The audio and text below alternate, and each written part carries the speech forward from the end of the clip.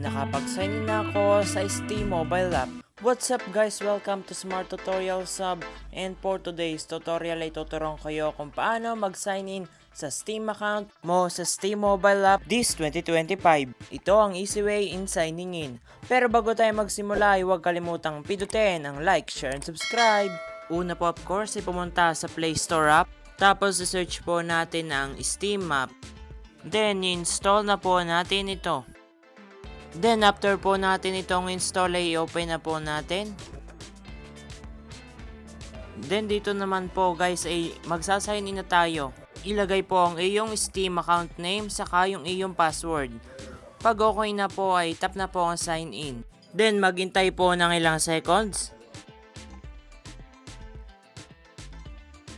Then ang next po ay ring Steam Guard. May magsesend pong code sa iyong email na inilagay.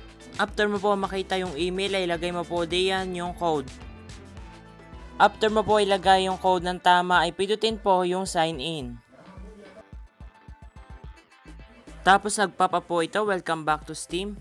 Tapos dito po sa notification ay pindutin ang allow. Mag-swipe to the left at pindutin po yung while using the app.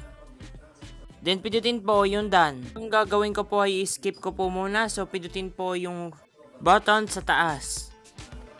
And okay na po, nakapag-sign in na po tayo sa ating Steam account at ganito lang po siya kadali. Thank you for watching at kung nakatulong ko mag-sign in ka sa Steam mobile app ay tulungan mo naman ako. Pindutin mo like, share, and subscribe at panoorin ang next tutorial. Thank you!